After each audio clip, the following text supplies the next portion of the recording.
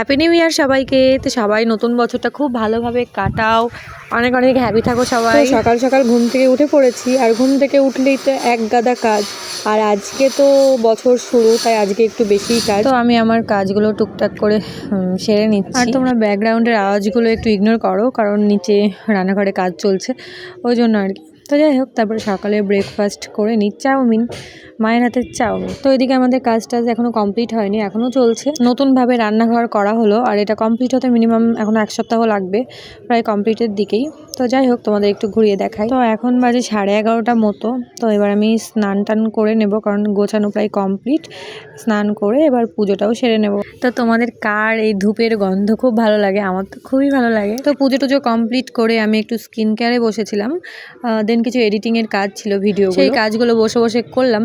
মানে করবো ভাবি, আর করাই হয়ে ওঠে না। তো তারপরে আমাদের চিনিবুড়ি আসে, আর চিনিবুড়ির জন্য আমি আগের দিন একটা গ্রিটিংস কার্ড এনেছিলাম, সেটাই দিলাম। ও দেখো কত হ্যাপি। আর দোয়েল খাওয়ালো চকলেট। জানো তো, ছোটোবেলায় মানুষের কত স্মৃতি থাকে, আমারও সেরকম স্মৃতি আছে। তো আমি স্কুলে কত গ্রিটিংস পেতাম। তো এখন বড় হয়ে গেছি, সবাই বড় হয়ে গেছে, এখনই সেরকম আর গ্রিটিংস কার্ড নেওয়া হয় না।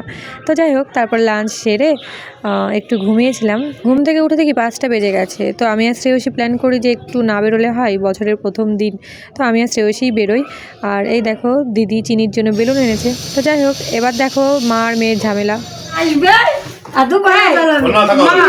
আমি থাকবো আজকে। বাপের ঘর থেকে টাকা পেলা, 500 টাকা তো দেওনি, যা রুমাল কিনে নিস। বড় মেয়ে থাকতে বলছে আমারই বাড়ি, হ্যাঁ, 5 থেকে জামাইকে রেখে একা থাকতে নেই, না থাকতে নাই। জামাইয়ের বাড়ি থাকবে, আমি বাড়ি থাকবো, থাকবো পাটে বসাবো, কালী বসে থাকবো নাকি আমি? আজকে পা দিয়ে যাবে না উঠুন। আমি পা দেবো, তুমি হাত পা দেবে, হাতের উপর পা দিও। উড়ি বাবারে। তা আমাদের বাড়িতে রেগুলারই এরকম হাসির অনেক কিছুই ঘটে। তো আমি আর দিদি একসাথে বেরোলাম, দিদি চলে গেল বাড়ি।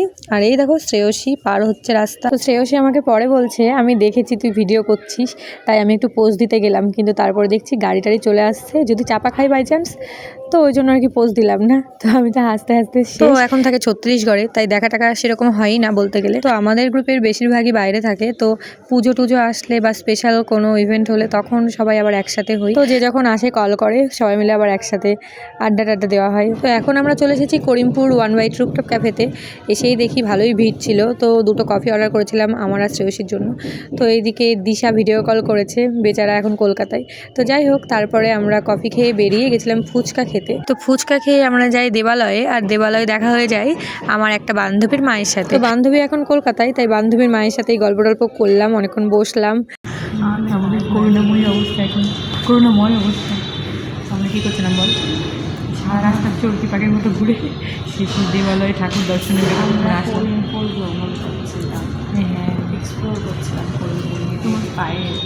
আসলে অনেকদিন বেরোয়নি তো, তাই ভাবছিলাম আর কি। এইসব কিছুই না, ফালতু কথা, ওই কোথাও যায় যাওয়া যায় না। তা আমরা হাঁটছিলাম পুরোনো বাস স্ট্যান্ডে, মানে 2 বার চক্কর মারলাম।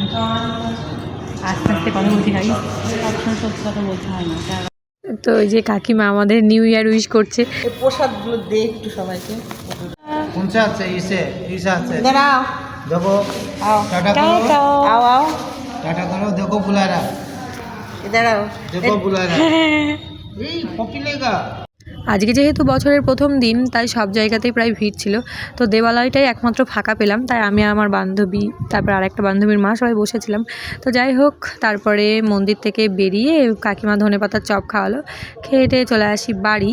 আর তোমাদের নিউ ইয়ার কেমন কাটলো অবশ্যই কমেন্ট করে জানিও। তো আজকের ভিডিওটা এইটুকুই। তো দেখা হচ্ছে পরে কোনো ব্লগে। আজকের মতো টাটা।